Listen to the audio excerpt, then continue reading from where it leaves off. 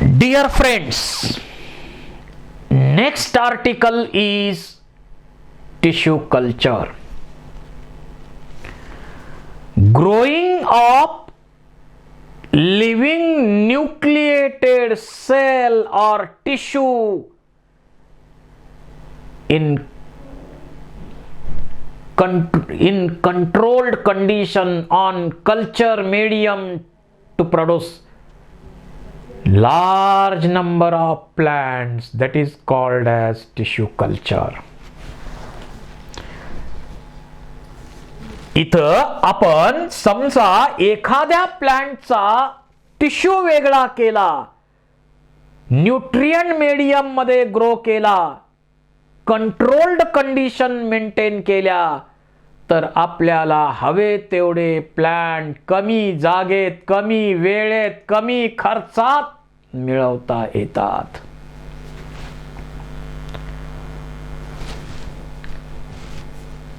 Technique of growing plant cells or tissue or organ in sterile culture medium under controlled conditions.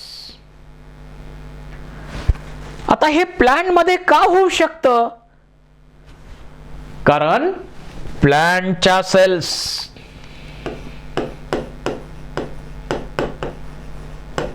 कशा आहेत? टोटीपोटंट आहेत. म्हणजे ज्यावेळी कुठलीही लिव्हिंग न्यूक्लिएटेड सेल, ती लीफची असो, फ्लावरची असो, फ्रूटची असो, रूटची असो, कुणाची असो, आपण वेगळी केली तर त्या सेल मध्ये पूर्ण प्लांट रिजनरेट करण्याची कॅपॅसिटी निर्माण होणे म्हणजे टोटीपोटेन्सी.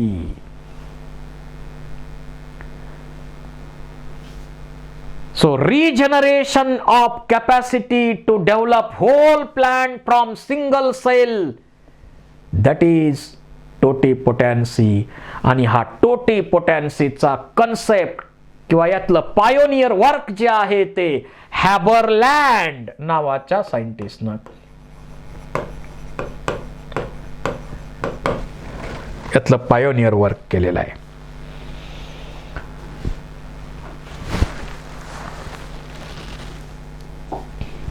आणि याच्यासाठी जे प्लांटचं मटेरियल आपण घेतो, मग एखादी सेल असेल, टिश्यू असेल, ऑर्गन असेल, त्याला आपण म्हणतो एक्सप्लांट. त्याच्यासाठी जे न्यूट्रिएंट मीडियम घेतो ते ऑर्गॅनिक, इनऑर्गॅनिक जे फूड लागतं सेलला, मग त्यात कार्बोहायड्रेट्स असतील, प्रोटीन्स असतील, फॅट्स असतील, विटॅमिन्स असतील, मायक्रोन्यूट्रिएंट्स असतील, ह्या सगळ्या प्रकारचे कंपाऊंड्स एकत्र करून त्याचं एक प्रपोर्शन ठरवून त्याचं मिक्सचर बनवणे म्हणजे न्यूट्रिएंट मीडियम. त्यामध्ये काय ऍड करतो? कार्बन सोर्स म्हणून सुक्रोज ऍड करतो आपण, इनऑर्गॅनिक सॉल्ट ऍडजस्ट करतो, विटॅमिन्स करतो, amino acids, growth regulator, auxin, cytokinin वगैरे ऍडजस्ट करतो. टिश्यू कल्चरची हिस्ट्री विचारात घेतली तर सुरुवातीला callus, that is a mass of undifferentiated cell, 225 वर्षापूर्वी डचमेज डू मॉन्क्यू यांनी बनवलं. हॅबरलँड यांनी टोटीपोटेन्सीचा पहिला कन्सेप्ट मांडला. Pioneer of tissue culture Haberlandt. F C. Steward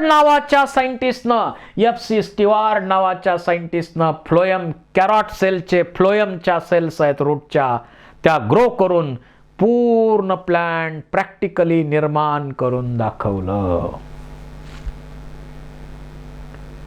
harming नावाच्या सायंटिस्टनं एम्ब्रिओ क्रुसिफरस प्लांटचा वाढवला. गॉथरेट नोबेकोर्ट यांनी कॅम्बियमचं कल्चर केलं. पी.आर. व्हाईट यांनी टोमॅटो रूट टिपची ग्रोथ घडवून आणली. असे असंख्य सायंटिस्ट आहेत, आपल्याला काही एवढी गरज नाही याची. टोटीपोटेन्सी म्हणजे काय? तर प्रत्येक प्रत्येक प्लांटमध्ये एकदा मॅच्युरेशन किंवा डिफरन्सिएशन झालं की त्या प्रकारच्या सेल ती नेमून दिलेली कामं करतात. परंतु ज्यावेळी एखादी सेल प्लांटची आपण वेगळी करतो, कल्चर मीडियम मध्ये ग्रो करतो, त्यावेळी कुठली का सेल असे ना, ती सेल पूर्ण प्लांट बनवते. Because all plant cells are totipotent. They have capacity to regenerate whole plant from explant. आणि हॅबरलँड या सायंटिस्टनं हा कन्सेप्ट मांडला. All plant cells are totipotent. Animal मध्ये असं घडत नाही. ॲनिमल मध्ये सुरुवातीला क्लिवेज आहे, ब्लास्टुलेशन पर्यंत सेल टोटिपोटंट राहतात. म्हणजे एक मोरुलाची सेल वेगळी काढली, समजा 16 सेल्स आहे तर 16 वेगळ्या केल्या आणि त्या 16 एम्ब्रिओ 16 ठिकाणी ग्रो केल्या, तर त्याच्यापासून 16 पुन्हा नवीन मोरुला, ब्लास्टुला, गॅस्ट्रुला बनतात. म्हणजे पूर्ण इंडिव्हिज्युअल बनवायची क्षमता फक्त ब्लास्टुलेशन पर्यंत आहेत. एकदा जर्म लेअर बनले, पुन्हा सेल आयुष्यभर प्ल्युरिपोटंट राहतात. माझी स्किनची सेल काढली लिव्हिंग न्यूक्लिएटेड, ती ग्रो केली कल्चर मीडियम मध्ये, तर याच्यावरून हजारो मुंडे बनवता येणार नाहीत. फक्त त्या स्किनच्या सेलचं मास बनवता येईल. हा फरक आहे. आपल्या सेल्स कशा असतात? प्ल्युरिपोटंट असतात आफ्टर गॅस्ट्रुलेशन. जो पार्ट तुम्ही कल्चर साठी घेता, मग एखादी सेल घ्या, टिश्यू घ्या, ऑर्गन घ्या, तो प्लांटचा पार्ट जो घेता त्याला म्हणायचं एक्सप्लांट. आणि त्याच्यापासून वेगवेगळे ऑर्गन्स बनवून घेतो आपण, त्याला म्हणायचं ऑर्गॅनोजेनेसिस. क्लोन टिश्यू कल्चरच्या टेक्निकनं नवीन बनणारे इंडिव्हिज्युअल जेनेटिकली सेम असतात, त्यांना आपण म्हणतो क्लोन्स. आता याची प्रोसिजर काय करायची? सुरुवातीला आपण प्लांट मटेरियल घ्या. समजा आपण एखादं रूट घेतलं, घ्या, त्याचे तुकडे तुकडे तुकडे तुकडे तुकडे करा, याला डिस्टिल्ड वॉटरनं वॉश करा, नंतर रिएजंटनं वॉश करा, पुन्हा डिस्टिल्ड वॉटरनं वॉश करून घ्या. आणि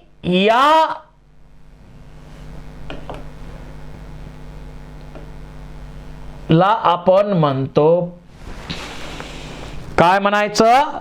एक्सप्लांट.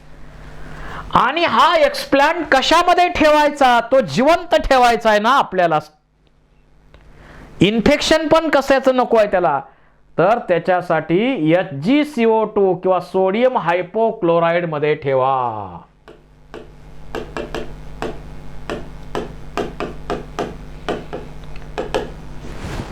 सोडियम हायपोक्लोराइड मध्ये त्याला ठेवलं, 5 to 10% सोडियम हायपोक्लोराइड मध्ये त्याला ठेवायचं. म्हणजे बाकीचे इन्फेक्शन त्याच्यामध्ये होणार नाहीत आणि हा एक्सप्लांट जिवंत राहील. त्यानंतर टिश्यू घेतला, कट करून घेतला, सोडियम हायपोक्लोराइड मध्ये ठेवला. Now treat that plant material as a explant. आता या एक्सप्लांट साठी जे फूड लागणार आहे, कार्बोहायड्रेट लागणार, प्रोटीन्स लागणार, फॅट्स लागणार, विटॅमिन्स लागणार, मिनरल्स लागणार, वेगवेगळ्या प्रकारचे हार्मोन्स लागणार, हे सगळे यांचं मिक्सचर आपण बनवून घेतोय. याचं मिक्सचर आपण बनवून घेतोय. पण आता आपल्याकडं वेगवेगळ्या प्रकारचे न्यूट्रिएंट मीडियम रेडीमेड अवेलेबल होतात. मोरिशेज आणि स्कोग यांनी बनवलेलं मीडियम आज वापरलं जातं मोठ्या प्रमाणावरती. मग हे न्यूट्रिएंट मीडियम सेमी सॉलिड बनवलं जातं. काही ठिकाणी जर आपल्याला सेल सुट्ट्या बनवायच्या असतील तर आपण लिक्विड न्यूट्रिएंट मीडियम घेतो. त्याच्यामध्ये चिलेटिंग एजंट प्रिसिपिटेशन होऊ नये म्हणून EDTA सोल्युशन वापरतो आपण. ग्लायसिन, एस्पार्टिक ऍसिड, अर्जिनिन हे अमिनो ऍसिड वापरतो. सुक्रोज कार्बोहायड्रेटचा सोर्स म्हणून वापरतो. विटामिन्स वापरतो आपण वेगवेगळे. ग्रोथ हॉर्मोन्स, ऑक्झिन, सायटोकायनिन, कारण ऑक्झिन मुळे रूट ग्रोथ होते, सायटोकायनिन मुळे शूट ग्रोथ होत असते. आगार आगार ही पावडर आपण सॉलिडिफाय दी मीडियम यासाठी, ते सॉलिड करण्यासाठी वापरतो. ते पॉलिसॅकराइड आहे, रेड अल्गेपासून मिळवतो आपण. pH 5 to 5.8 मेंटेन करतो आपण. 24 डिग्री सेंटीग्रेड मेंटेन करतो. अशा प्रकारे न्यूट्रिएंट मीडियम मिळवलं, एक्सप्लांट मिळवला. त्यानंतर ग्लासवेअर सगळे स्वच्छ धुवून घ्या, डिटर्जंटच्या साह्यानं धुवून घ्या, ऑटोक्लेव मध्ये स्टराईल करा. सगळं स्टरलाइज करून घेतले. स्टरलाइज करून घेतल्यानंतर मग आपण काय करणार, हे स्टरलाइज करण्याच्या method organic culture free from micro organism. त्याच्यासाठी लॅमिनार एअर फ्लो नावाचं डिव्हाइस मिळतं.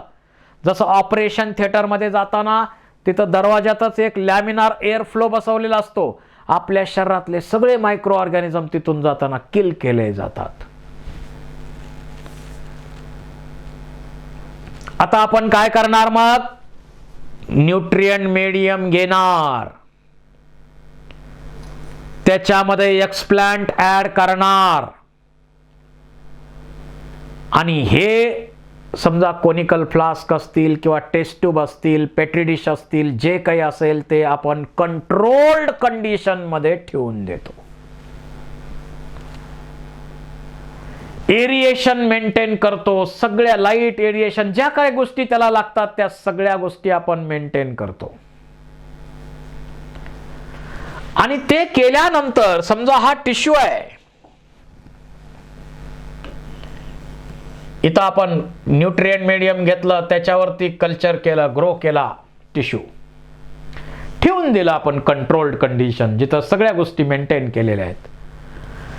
तर हा टिश्यू काय होणार, डिवाइड होणार, डिवाइड होणार, डिवाइड होणार, डिवाइड होणार आणि इथं एक मास तयार होईल सेलचं, त्याला आपण म्हणतो callus. Mass of undifferentiated cells callus बनतं. पुन्हा त्या कॅलसचे तुकडे तुकडे तुकडे करायचे. किती आपल्याला प्लांट बनवायचे, समजा 10,000, तर 10,000 तुकडे करून घ्या. 10,000 कोनिकल फ्लास्क घ्या किंवा काय तुम्हाला जे घ्यायचंय ते. त्यात न्यूट्रिएंट मीडियम अजून घ्या. सब कल्चरिंग करायचंय आपल्याला, कारण पूर्वीच्या ह्यानं डिफिशियंट न्यूट्रिएंट असले असतील तर त्यात कमी पडलेले न्यूट्रिएंट्स सगळे मिळावेत म्हणून फ्रेश कल्चर पुन्हा घ्या. त्याच्यामध्ये हे कॅलसचे तुकडे टाका टाका टाका टाका टाका आणि टाकल्यानंतर ग्रोथ हॉर्मोन्स ऍडजस्ट करा, ऑक्झिन आणि सायटोकायनिन, कारण ऑक्झिन मुळे रूट येतात, सायटोकायनिन मुळे शूट. आणि ठेवून द्या. काही दिवसामध्ये छोटे छोटे प्लॅन्टलेट मिळतील.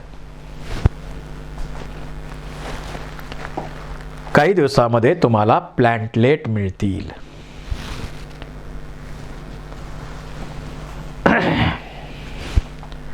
आणि जे प्लॅन्टलेट मिळालेले आहेत, छोटे छोटे त्याच्यापासून प्लांट मिळतील. हे रोपट तुम्ही काय करायचं, मग कुंडीमध्ये असो किंवा छोट्या छोट्या प्लास्टिक बॅग आपण नर्सरीमध्ये पाहतो, त्यात सॉइल घ्या, त्याच्यामध्ये हे प्लांट लावून टाका आणि इथं तुम्हाला छोटे छोटे छोटे रोपट मिळालं. तिथून तुम्ही ती रोप विक्री करू शकता. शेतकरी तो नेईल आणि त्याच्या शेतामध्ये कल्टिवेट करेल. त्याला आपण ट्रान्सप्लांटेशन म्हणतो. कुंडीमध्ये लावलं त्याला हार्डनिंग म्हणायचं आणि तो शेतकरी नेऊन शेतात लावणार त्याला ट्रान्सप्लांटेशन म्हणायचं. अशा प्रकारे आपण कल्चर करतो. यामध्ये जे अनडिफरन्शिएटेड सेलचं सुरुवातीला मास बनलं त्याला आपण कॅलस कल्चर म्हणतो. आणि लिक्विड न्यूट्रिएंट मीडियम घेतलं आणि सिंगल सुट्ट्या सेल बनवल्या मिक्सिंग करत राहून, त्याला आपण सस्पेन्शन कल्चर म्हणतो. त्याच्यामुळे सुट्ट्या सेल आपल्याला बनवता येतात.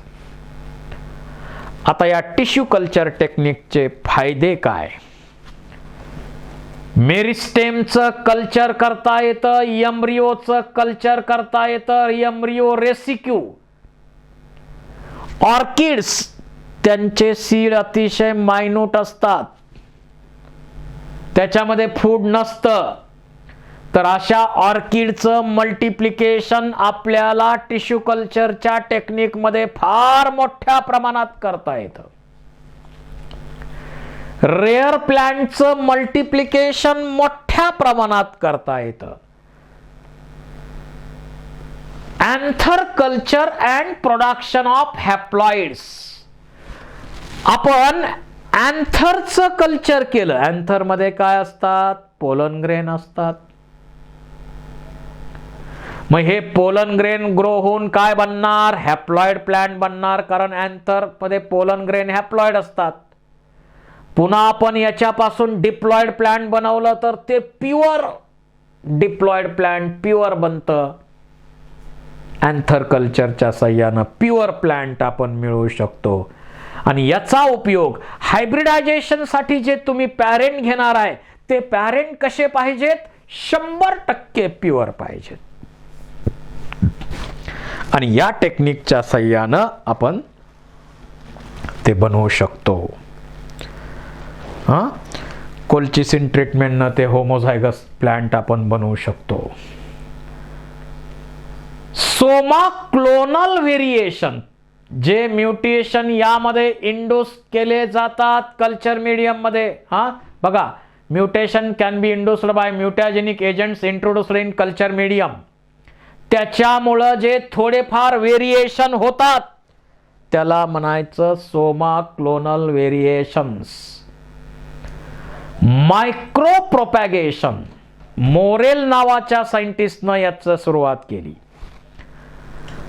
आणि एका टिश्यू पासून एका सेलचं कल्चर करून मोठ्या प्रमाणावर कमी जागेत, कमी वेळेत, कमी खर्चात कितीही प्लांट बनवता येतात. मोठ्या प्रमाणावर प्लांट बनवता येतात. त्याला आपण म्हणतो मायक्रो प्रोपॅगेशन. आणि हे जेनेटिकली आयडेंटिकल प्लांट बनतात. मोठ्या प्रमाणावर प्लांट आपल्याला बनवता येतात. डिसीज फ्री प्लांट्स आपण या टेक्निकच्या साह्यानं बनवू शकतो. सेकंडरी कंपाऊंड्स म्हणजे काय? जे कंपाऊंड लाईफ साठी अत्यावश्यक आहेत, त्याच्याशिवाय लाईफ शक्य नाही. प्रायमरी कंपाऊंड्स जसं carbohydrate, proteins, fats, vitamins, amino acids यांच्याशिवाय लाईफ शक्य आहे का? नाही, कारण ते प्रायमरी कंपाऊंड्स आहेत.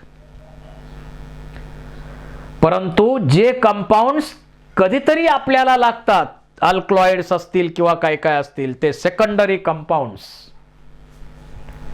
तर हे सेकंडरी कंपाऊंड मोठ्या प्रमाणात टिश्यू कल्चरच्या टेक्निकनं बनवता येतात. पहा, डिस्कोरिया पासून डिसोजेनिन नावाचं एक ओरल कॉन्ट्रासेप्टिव्ह आपण मिळवतो.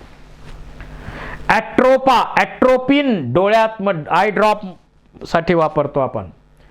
क्रिसॅन्थॅमम शेवंती बायो इन्सेक्टिसाइड म्हणून वापरतो. इफिड्रिन अस्थमामध्ये वापरतोय. कॅथ्रॅन्थस रोजस, विनक्रिस्टिन, विनब्लास्टिन हे अल्कलॉइड आपण मिळवतो सदाफुलीच्या रूट मधून आणि ते ब्लड कॅन्सर मध्ये वापरले जातात. टॅक्सस पासून टॅक्सॉल आपण ब्रेस्ट कॅन्सर साठी वापरतो. निकोटिना टोबॅको पासून निकोटीन इन्सेक्टिसाइड बनवण्यासाठी इन्सेक्टिसाइड म्हणून वापरलं जातं. धतुरा प्लांट पासून ट्रोपेन आपण आयसोलेट करतो. मेंथा पासून मेंथॉल, डिजिटालिस पासून डिगोजिन कार्डियाक ग्लायकोसाइड हार्ट स्टिम्युलंट म्हणून आपण वापरतो. सिंकोनापासून क्विनाइन अल्कलॉइड मलेरियामध्ये वापरलं जातं. क्रोकस पासून सॅफ्रॉन फ्लेवरिंग एजंट, केशर टाकतो की नाही आपण काय काय याच्यात. तर असे सेकंडरी कंपाऊंड्स आपण बनवू शकतो. त्याचबरोबर आपण म्युटंट कॉलनीज बनवतो. समजा एखादी कॉलनी आहे आणि त्याला टॉक्सिक केमिकल त्या कॉलनी म्हणजे कल्चरमध्ये टाका. काही सेल जगतील त्याही परिस्थितीत, ज्या जगल्या त्या म्युटंट सेल आहेत, त्याच्यापासून व्हरायटी बनवा. अशा प्रकारे आपण म्युटेशन सुद्धा या टेक्निकच्या साहाय्यानं घडवून आणू शकतो. आणि सर्वात महत्वाचं टेक्निक जे आहे ते कुकिंग नावाच्या, त्यानंतर हॅरिस वॅटकिन्स यांनी काय केलं तर protoplast culture and somatic hybridisation. फार महत्वाचं आहे. प्रोटोप्लास्ट कल्चर आणि सोमॅटिक हायब्रिडायझेशन त्यांनी केलं. म्हणजे काय केलं त्यांनी,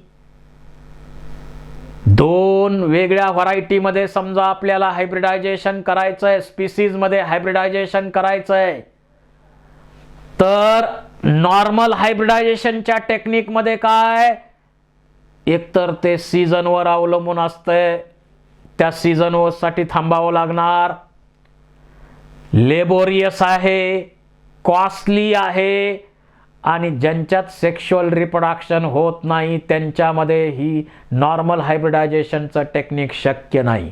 या सर्वांना पर्याय कोणी दिला, सोमॅटिक हायब्रिडायझेशननं पर्याय दिला. काय करतो आपण यामध्ये, काय करतो आपण इथं, आपण काय केलं बघा. एक एक्झाम्पल घेऊया. पोटॅटोची सेल घेतली आणि या सेलचा सेल वॉल काढून टाकला. सेल वॉल काढून टाकला, आत फक्त राहिला सायटोप्लाझम कंटेंट सगळा बाकीचा. तशीच आपण टोमॅटोची सेल घेतली, त्या सेलचा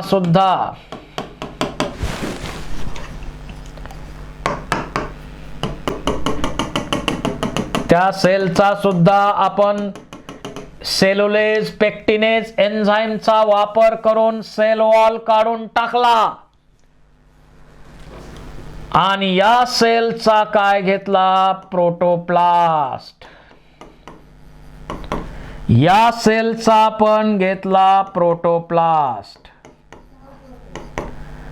आणि या दोघांचा प्रोटोप्लास्ट आपण एकत्र केला, तर या दोघांच्या प्रोटोप्लास्टचं काय होतं, फ्युजन होईल. ते नैसर्गिक आहे का, नाही, अनैसर्गिक आहे. त्यासाठी आपण फ्युसोजन, पॉलीइथिलीन ग्लायकॉल किंवा इलेक्ट्रोफ्युजन घडवून आणतो. आणि मग दोघांचे प्रोटोप्लास्ट या ठिकाणी मिक्स होतील. आता जर इथं दोघांचा प्रोटोप्लास्ट आहे तर हायब्रिडच आहे. त्याचबरोबर दोघांचे न्यूक्लियाय सुद्धा फ्यूज झाले तर त्याला आपण म्हणणार हेटेरोकॅरियॉन, नाही सॉरी सिनकॅरियॉन. त्याला आपण काय म्हणणार, सिनकॅरियॉन. आता इथं जर पाहिलं तर प्रोटोप्लास्ट दोघांचे आहेत, न्यूक्लियाय मात्र दोघांचे फ्यूज झाले नाही, तर त्याला आपण म्हणणार हेटेरोकॅरियॉन. आणि याच्यापैकी एकाचा न्यूक्लियस डिजनरेट झाला, एकाचाच न्यूक्लियस सायटोप्लाझम दोघांचा फ्यूज झाला, पण न्यूक्लियस एकाचाच राहिला. अशा प्रकारचं जे हायब्रिड आहे त्याला आपण म्हणतो सायब्रिड, प्रोटोप्लाझ्मिक हायब्रिड और सायब्रिड. अशा प्रकारे एक पोटॅटोची सेल घेतली, एक टोमॅटोची सेल घेतली आणि यापासून एक व्हरायटी बनवली, तिचं नाव ठेवलं पोमॅटो. एका झाडाला बटाटे पण लागणार, टोमॅटो पण लागणार. तुम्हाला मी याचा व्हिडिओ दाखवणार आहेच. पहा आता हा वेगळा व्हिडिओ त्याचा.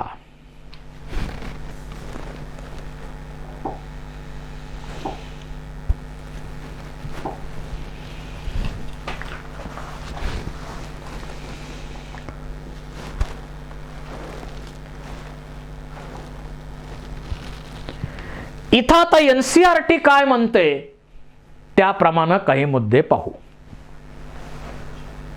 Micro propagation, Soma clonal variations आपण इथं बनवू शकतो.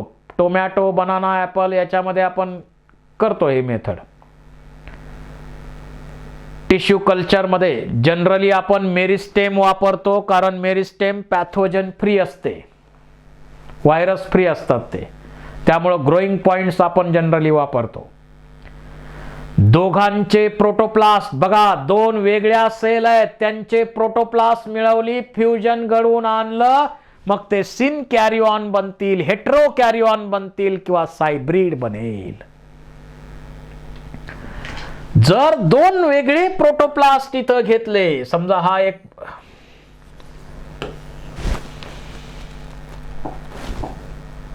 एक प्रोटोप्लास्ट घेतलाय, हा एक प्रोटोप्लास्ट घेतलाय, दोघांचे दोन सेल घेतल्या, त्यांचे सेल वॉल काढून टाकले, सेल्युलेज पेक्टिनेजच्या साह्याने मिळाले प्रोटोप्लास्ट.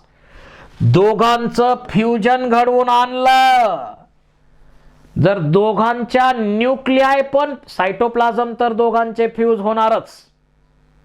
आपण आर्टिफिशियली पीईजी सारख्या केमिकलचा वापर करून हे घडवून आणतो. दोघांचे सायटोप्लाझम फ्यूज होतात, पण दोघांच्या न्यूक्लियाय स्वतंत्र राहिल्या तर हेटेरो कॅरिऑन, फ्यूज झाल्या तर सिन कॅरिऑन, आणि एकाचाच न्यूक्लियस राहिला आणि दोघांचा सायटोप्लाझम राहिला तर सायब्रिड, प्रोटोप्लाझमिक हायब्रिड. आज जरी आपल्याला असं वाटत असलं तरी फ्युचरमध्ये यांच्याशिवाय पर्याय नाही.